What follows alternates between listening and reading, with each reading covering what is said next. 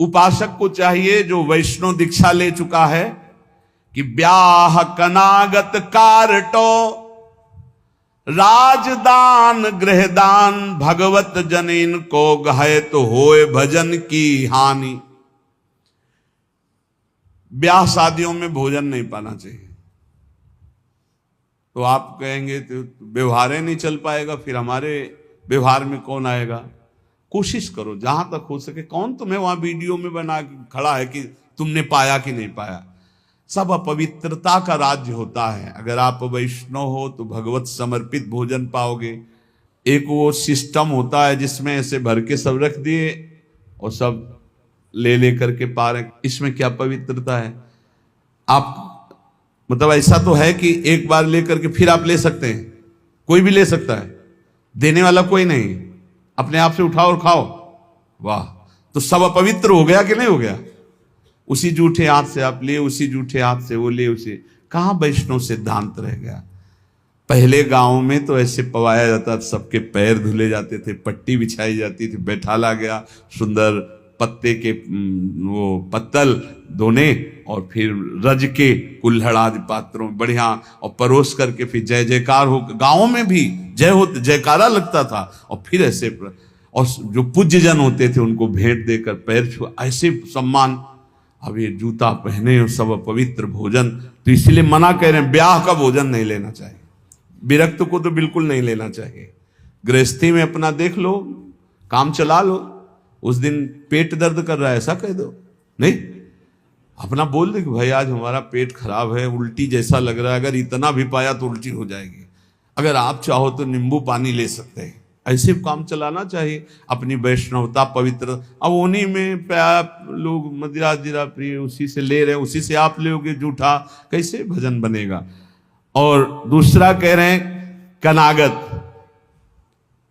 पितरों का जो पक्ष आता है उसमें जो भिक्षान पितर श्राद्ध कान, ये निषेध किया गया। ये नहीं, वैसे ब्रजवासी जन देते भी नहीं, मना कर देते बाबा हमारे यहाँ श्राद्ध है, और वैसे लेना भी नहीं चाहिए, नहीं तो भजन का नाश होता है। ब्याह का भोजन नहीं लेना चाहिए, कनागत पितर श्राद्ध का भोजन नहीं लेना चाहिए। और कारटो, वो जो तेरही, जो शरीर छूटने के बाद वो भंडारा होता है, वो वैष्णव जनों को नहीं पाना चाहिए। अब अपने घर में है तो बात अलग है, लेकिन निमंत्रण का नहीं पाना चाहिए। और विरक्त को तो पाना ही नहीं चाहिए।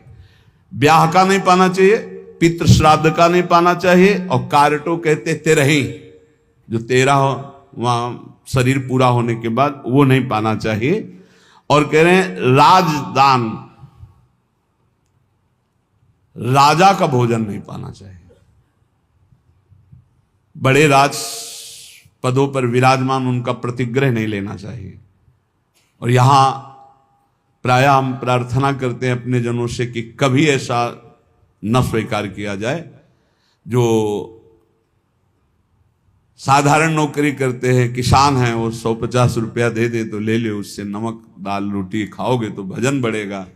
और जो ऊंची गड्डी के चक्कर में पड़ोगे तो फिर भाव बिगड़ जाएगा, भजन नहीं होगा। राजअन्न निषेध किया गया है।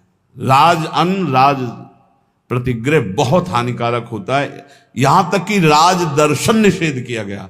जब महाप्रभु चैतन्य देव से कहा गया कि जगन्नाथपुरी के परम महाभागवत राजा रुद्र प्रताप जी आपके दर्शन करना चाहते हैं, तो उन्होंने कहा हाँ, आप यही करोगे ना, हमारा सन्यास धर्म नष्ट करोगे, अब राज दर्शन हम करें। यहां तक कि वो राजवेश से छुप करके और गोपी गीत कंठस्थ करके जब महाप्रभु को दूर से सुना तो कहा कौन महाभागवत अमृत रस बरसा रहा है। महाप्रभु ने आलिंगन किया। राज दर्शन, राज अन्न, राज प्रतिग्रह, ये इसलिए कि इससे बुद्धि भ्रष्ट हो जाती है, भजन में रुचि नहीं होती। और आगे कह रहे गृह दान, ग्रहों का दान। एक हम गृहस्थ को देखा, जब उनके लड़का बच्चा बीमार होते थे तो खीर हलवा और भेंट उसको गोद में लाते और ऐसे सामने उतारते, कहते ले बाबा। एक बार गुरुजी से पूछा कि भिक्षा में जैसे, अरे बोले ले मत लेना, उसमें नहीं कभी ऐसा। देखो लोग संत महात्माओं को क्या समझते हैं, ऐसे पवाया जाता है जैसे अपने पुत्र को पवाओ। तो किस भाव से पवाते हो? बस पुत्र ने पा लिया यही सौभाग्य, संत ने पा लिया सारे अमंगल नष्ट हो गए। इसीलिए बहुत संभल के खान पान करना, जैसे कोई बीमार है उतार के, और ऐसे, या ग्रह नक्षत्रों का दान, बोले होए भजन की हानि पक्का। ब्याह का, श्राद्ध का, पितृपक्ष का, एकादश श्राद्ध का, 13वीं का, राजन्न का और ग्रहों का दान, भगवत जन इनको गाए तो होए भजन के हानि पक्का। भजन नाश जो ग्रह नक्षत्रों आदि का नहीं दान पुण्य करते, बहुत होश में। घाट बाट चौपार चुरी देवल हाट मसान, भगवत बसिन सराय में भजन भड़ाई निदान। इतने जगह का भोजन नहीं लेना चाहिए, ऐसी जगह बैठ के भजन नहीं करना चाहिए। बोले घाट में जहां स्त्री पुरुष स्नान कर रहे हो वहां बैठकर भजन नहीं करना चाहिए। भजन नहीं होगा, उपद्रव करेगा, नेत्र चंचल होंगे। जहां स्त्री पुरुष की भीड़ लगी हो, लोग स्नान करते हो, ऐसे स्थानों पे उपासक को नहीं बैठना चाहिए भजन के लिए। जहां से लोग रास्ता बनाए हों वहां नहीं बैठना चाहिए। घाट बाट और चौपार, चौराहे पर नहीं, और देवल मंदिर में बैठकर नहीं, और हाट बाजार में बैठ करके नहीं, और श्मशान में बैठकर नहीं। भगवत रसिक सराय, सराय आदि में जहां बहुत लोग बैठकर संगोष्ठी करते हो वहां नहीं। इससे भाव दूषित हो जाएगा, तुम्हारा भजन नहीं बनेगा। घाट बाट चौपाल चूरी देवल हाट मसान, नदी के किनारे जहां बहुत लोग स्नान कर रहे हो, घाट के और रास्ते में और चौपाल में, चौराहे में, मंदिर में, बाजार में, श्मशान में, सराय आदि में बैठकर भजन नहीं करना चाहिए, क्योंकि भजन भाव इससे दूषित हो जाता है, बिगड़ जाता है। तो भजन कहां करे फिर? नदी किनारे गिर शिखर बाग इको सो देखी, भगवत जन बिलमो तहां बाढ़े भजन विषेक। कोई नहीं है, कोई स्नान करने नहीं आता, ऐसे घाट से अलग स्थान पे माताएं बहनें न बैठे। ये विरक्त संतों की बात कही, माताएं बहनें समाज का ही सेवन करें। ऐसी जगह बैठे जहां लोग आ जा रहे हैं, ऐसी जगह बैठे जहां 4 लोग बैठे हुए हैं। एकांत ऐसे स्थानों में ना ये सूत्र स्वीकार करें। नदी किनारे बहुत दूर एकांत में जहां जन साधारण लोग न जाते हो, गिर शिखर पहाड़ के किसी एकांतिक चोटी पर बैठकर, या किसी एकांतिक बाग में, या किसी एकांत स्थान में जहां लोगों का ठहरना बैठना आना जाना नहीं है, ऐसे स्थान पर बैठकर चित्त को प्रभु में लगाए तो भजन विशेष बढ़ता है। नदी किनारे गिर शिखर बाग को सो देख, भगवत जन बिलमो तहां बाढ़े भजन विशेक। श्री भगवत ऋषिक जी महाराज कह रहे हैं ऐसी जगह भजन बढ़ता है। और सबसे ज्यादा भजन की वृत्ति आती है भगवान के प्रेमी जनों के संग में बैठकर। एक बार कि गौशाला में भजन करे तो इतना आप संगम में करे, फिर लिखा था गुरु चरणों के समीप भजन करे तो अनंत गुना फल मिलता है। तो गुरु चरणों की समीपता का क्या मतलब है? अपने गुरुदेव की पादुका, अपने गुरुदेव की आपने श्री सीताराम ओंकारनाथ जी को देखा, छाती में बांधे थे अपने गुरु जी की पादुका। ये निरंतर गुरु का सानिध्य, गुरु चरण पादुका साक्षात गुरु जी। जब भरत जी ने कहा कि प्रभु हम सब तो आए हैं आपका अभिषेक करने के लिए, आप जैसी आज्ञा करें, तो भगवान ने कहा भरत जैसा तुम कह दोगे। जब सारा भार भरत जी के ऊपर डाल दिया तो भरत जी ने कहा जे विधि प्रभु प्रसन्न मन होई, करुणा सागर कीजिए सोई। प्रभु जिस प्रकार आपका मन प्रसन्न हो वही कीजिए, ऐसा नहीं आपका मन जिस प्रकार। तो भगवान ने कहा हम तो यही चाहते अपने पिता की आज्ञा का पालन करो। तो बोले प्रभु जीने का सहारा दे दीजिए। तो भगवान ने पादुका 14 वर्ष तक पादुका को सिंहासन में विराजमान कर पूर्ण राज्य शासन आज्ञा मांगकर करते थे। ऐसे गुरु चरण चिन्ह, गुरु चरण पादुका का सानिध्य और निरंतर भजन तो अनंत गुना फल प्रदान करता है। जो उपासक अपने गुरुदेव या भगवत भक्तों को सबसे बड़ा मानता है त्रिभुवन में, उसी का भजन सिद्ध होता है। ये भी बात समझ लो। भजन न करने वाले के ही हृदय में दुनिया का प्रपंच आता है। नहीं तो गुरु जब मत्ता परतरम नान्यत किंचित अस्ति धनंजय, मेरे सिवा कोई है ही नहीं, तो गुरु तो साक्षात परब्रह्म है ही। को कहे अवनी बड़ी, भगवत ऋषि जी कह रहे, कोई कहता है कि संसार में सबसे बड़ी भूमि है, पृथ्वी सबसे बड़ी है, तो कोई कहता है नहीं, पृथ्वी से बड़ा तासु दूनो समुद्र पुनी, पृथ्वी से बड़ी समुद्र है, पृथ्वी से बड़ा, क्योंकि पृथ्वी से कई गुना बढ़कर जल है, तो समुद्र बड़ा है। तो बोले सो अंजुलि भरी लियो ताई सोख्यो अगस्त मुनि, बोले समुद्र से बढ़कर अगस्त मुनि है, क्योंकि अंजुलि में रख के समुद्र को पी गए। तो बोले अगस्त भी तो आकाश में एक तारे की जगह है। नव अगस्त को बास छिपे उद्योत भानु के, जब सूर्य प्रकट होता है तो उनका टिमटिमाना भी नहीं दिखाई देता, आकाश में विराजमान है अगस्त। पृथ्वी से बड़ा समुद्र, समुद्र से बड़े अगस्त जी, क्योंकि अंजुलि में पी लिया। अगस्त जी आकाश में तारे की तरह चमक रहे हैं, लेकिन जब सूर्य प्रकट होता है तो अगस्त का तेज छुप जाता है। और वेदों में कहे हुए सूत्र है कि जो सूर्य है, भानु वेदियों कहा है चक्षु है चक्रपाण के, सुदर्शन चक्रधारी भगवान श्री हरि के नेत्र के प्रकाश से सूर्य प्रकाशित है। तो भगवान के नेत्र सूर्य से बढ़कर प्रकाशवान हुए।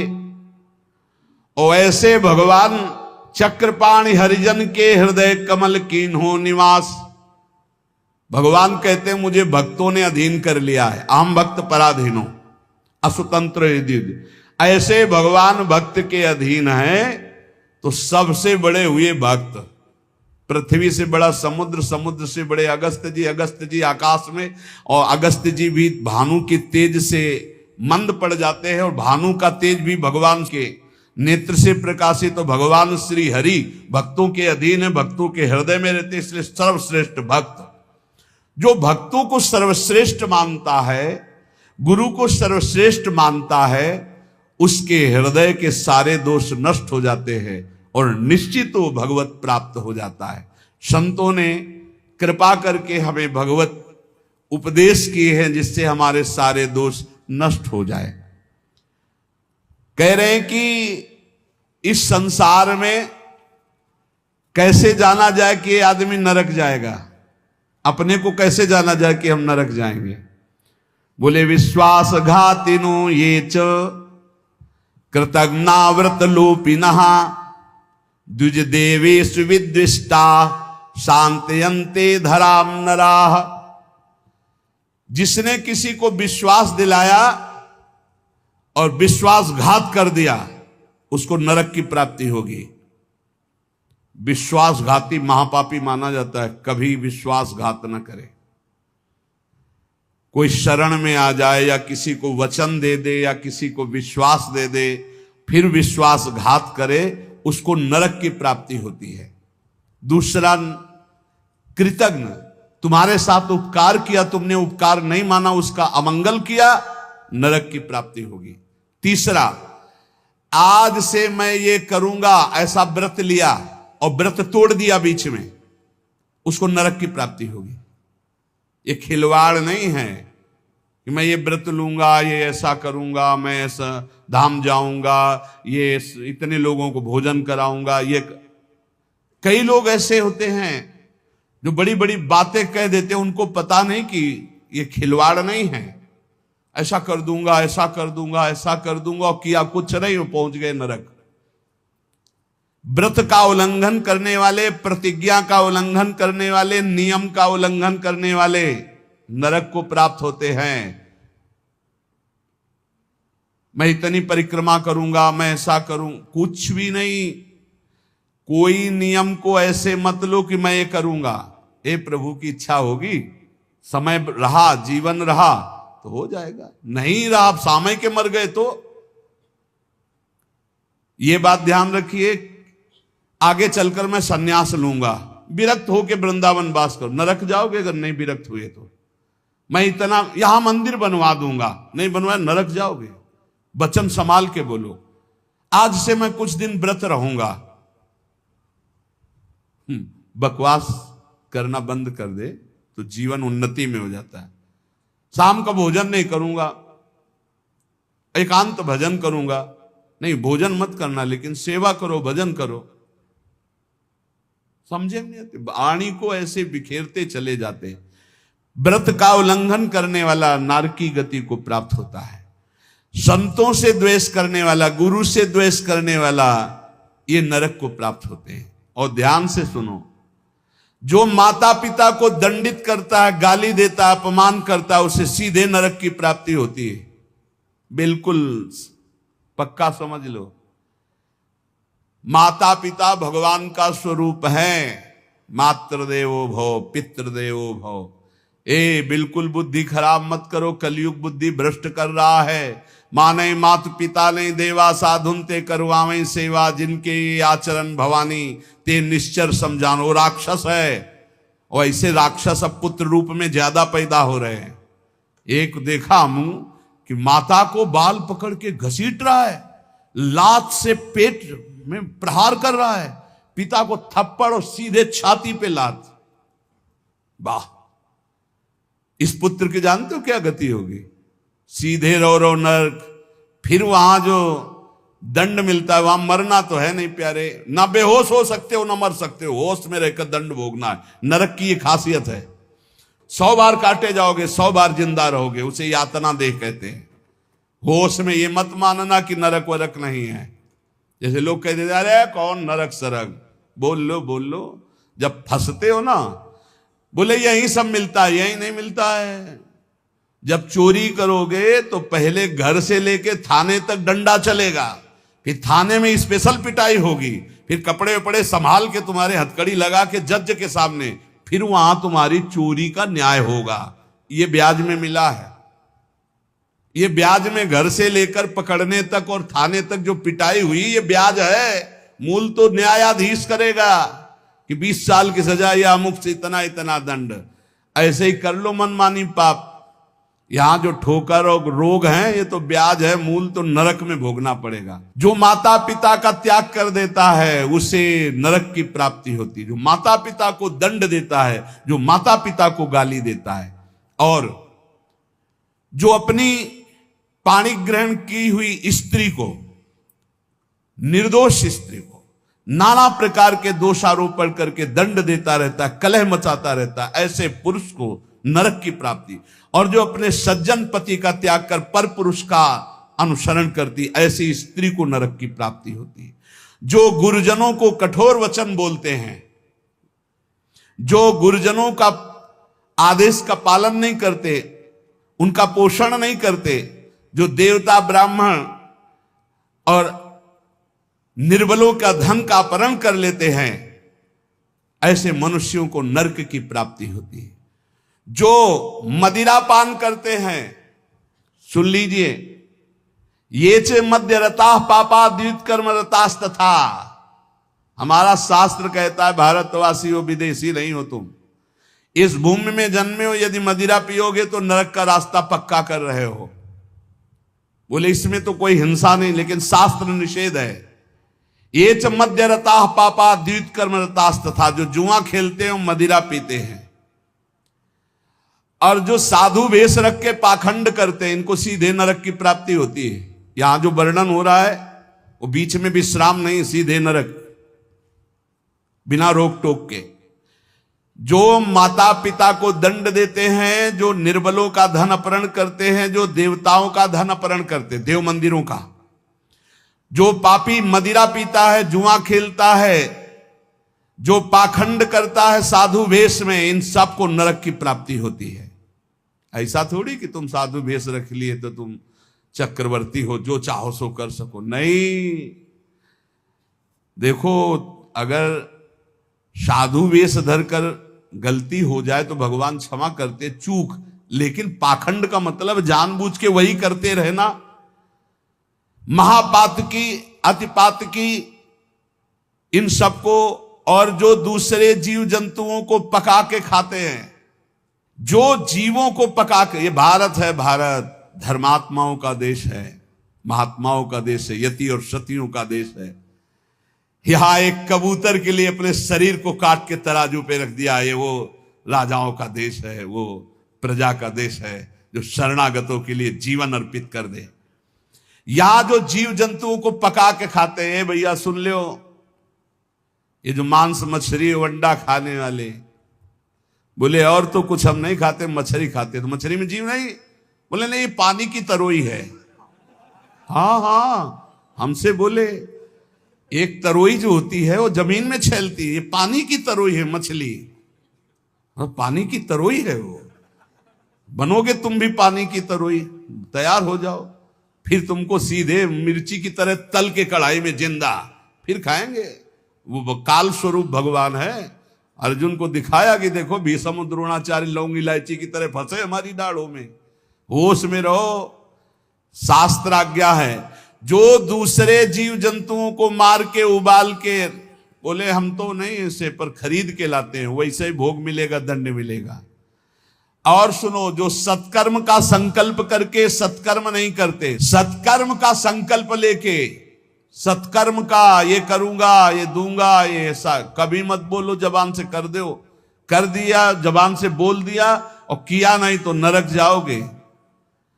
जो दूसरों को सदैव कष्ट ही देता रहता है, जो शास्त्र और धर्म के विरुद्ध चलता है, शास्त्र के अनुसार चलने वालों का उपहास करता है, जो दूसरे की जीविका छीन लेता है, जो द्वेषवश महामहिम गुरुजनों की निंदा में प्रवृत्त होता है, वे सब नरक जाते हैं।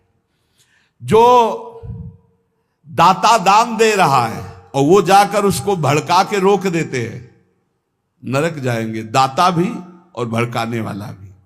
जो पाप कर्म के लिए प्रेरणा देता है, जो अनाथ उनको पीड़ा पहुंचाता है, इन भूतल पर ऐसे लोगों को नरक की प्राप्ति होती है और ये पाप उनको घोर दुख में, नरकों में ढकेलते हैं। ब्रह्मण्यम पुण्यमुत्सृज्य ये द्विजा लोभ मोहिता कुकर्म युपजीवंती ते वै निरयगामिना नरकगामी। ध्यान से सुनना, जो ऊंचे कुलों में जन्म लेकर के निम्न आचरण करते हैं, न संध्या है, न बंधन है, न अर्घ देना है, बस मनमानी पापाचरण, सीधे नरक, खिलवाड़ नहीं है। तभी कलयुग ने ब्रह्मा जी से कहा था चिंता मत करो। जैसे बड़े भैया ने सतयुग ने कहा हमारे राज्य में कोई नरक नहीं जाएगा, फिर छोटे भैया त्रेता जी ने कहा कि हमारे राज्य में भी जैसे बड़े भैया का राज्य वैसे ही रहेगा। द्वापर ने कहा आज्ञा पालन की कोशिश करेंगे। तो कलयुग ने कहा ब्रह्मा जी से वचन देते हैं, भूल चूक से कोई स्वर्ग या परम पद चला जाए ना, सीधे नरक भेजेंगे, हाउसफुल, नरक हाउसफुल रहेगा। देख लो ना, यही लक्षण है, जो लक्षण है उनको देखो प्राय। जो लोभ से मोहित होकर परम पवित्र कुलों में जन्म कर होकर के अपने कुल धर्म का त्याग करके पापाचरण करते हैं, ऐसों को नरक की प्राप्ति होती है। जो भगवान को गालियां देते हैं, नास्तिक हैं, इनको नरक की प्राप्ति होती है। जो धर्म की मर्यादा को भंग करते हैं, उनको नरक की प्राप्ति होती है। जो कामी पुरुष दूसरे की स्त्रियों के साथ या कामी दूसरे पुरुषों के साथ, उनको नरक की प्राप्ति होती है। ध्यान दे दो, ये भारत है, धर्म विधान है। अब आप कह दो कि नहीं कानून नहीं, ये कानून, ये भागवतिक कानून है, भगवान का बनाया हुआ है, तुम्हें भोगना पड़ेगा। होश में सत्संग सुनाने के लिए ये बड़े बड़े शास्त्रों से, महर्षियों से इसीलिए चयन करते हैं कि तुम्हारे और हमारे होश ठीक रहे। ये भारत है, ये धर्म भूमि है, यहां मनमानी आचरण नहीं कि पतिवंचक पर पति रति करई, गोस्वामी तुलसीदास जी, रौ रौ नरक कल्प सत परई, ऐसे पुरुष के लिए भी है। जो दंभ करता है, जो किसी को दान देने की बात कह के पलट जाता है, उसे नरक की प्राप्ति होती है। जो दूसरों की चुगली करता है, जो अभिमान में भर करके दैन्य पुरुषों को सताता है, ऐसे लोग होते हैं। जो झूठ बोलता है बात बात पे, उनको नरक की प्राप्ति होती है। जो अपनी बात कह के सीधे पलट जाता है, जो दूसरों का धन हड़प लेता है, जो दूसरों को निष्कलंक होने पर भी कलंक लगाता है, ऐसे लोगों को नरक की प्राप्ति होती है। जो पराये सुख और संपत्ति को देखकर जलते हैं, जो प्राणियों के प्राण लेने में बड़े सुख का अनुभव करते हैं, तलछा तलछा कर मारते हैं, बहुत निर्दयी लोग हैं, बहुत निर्दयी लोग। ये जलाते हैं पशुओं को, ऐसे पैर बांध दिए, ऊपर ऐसे सरिया डाल के उसमें पैरों में, और नीचे आग लगा दी। धीरे धीरे घंटों में तड़प, अब मुंह बंधा है, आवाज नहीं निकल, तड़प तड़प कर वो मर रहे, और वो 4-10 बैठे हंसी मजाक करे, करो करो मजाक करो। यमदूत ऐसे ही बांधेंगे, बिल्कुल ऐसे ही। और वहां यहां एक दिन तुम ऐसा पाप करोगे, वहां सैकड़ों वर्ष उसका भोगना पड़ेगा। जैसे 15-20 मिनट पाप कर ले, कत्ल कर ले, व्यभिचार कर ले, पूरे जीवन जेल में रहना पड़ेगा, फांसी भी हो सकती है। ऐसे ही यहां एक पशु को तुमने जलाया, आनंद लिया, वहां हो सकता है कि एक कल्प तक तुमको जलाया जाए। जैसे यहां एक 15 मिनट का अपराध, आजीवन कारावास। होश में, ये नहीं मानना कि ये नरक स्वर्ग सब व्यर्थ है। जो लोग पराई स्त्री को फुसला के फंसा के दुराचार करते हैं, मार देते हैं, जो लोग कुआं, बगीचा, पोखरा, पौशाला, इन स्थानों को अपवित्र करते हैं व्यभिचार के द्वारा, मलमूत्र त्याग के, मान लो पानी है, पानी में मलमूत्र करना, पानी में व्यभिचार करना, पानी, ऐसों को सीधे नरक मिलता है, सीधे नरक। पोखरे में, कुएं में, बगीचे में जो अपवित्र आचरण करते हैं, उनको नरक की प्राप्ति होती है। जो देव स्थानों में दी गई जमीन संपत्ति को हड़प लेते हैं, जो बच्चों को चुरा लेते हैं, शिशु बच्चों को चुरा कर बेचना, या जो अतिथि को भोजन दिए बिना स्वयं भोजन कर लेते हैं, ऐसे लोगों को नरक की प्राप्ति होती है। जो सन्यास का संकल्प लेकर फिर सन्यास आश्रम को कलंकित करते हैं, जो मित्र भाव करके दगा दे देते हैं, ऐसे जितने पुरुष बताए गए, ये सब के सब नरकगामी होते हैं। इसलिए हम श्री भगवान का आश्रय लेकर नाम जप करते हुए सुधार करें, हमको नरक न जाना पड़े, इसी जन्म में हमारी भगवत प्राप्ति हो जाए, निश्चित हो जाएगी नाम जप से। और ये संकल्प लो, अब लो नसानी, अब ना न सही हो, तो भगवान कृपा करके माफ कर देंगे। हम तो हम सर्व पापेभ्यो मोक्षयिष्यामि मा शुचा।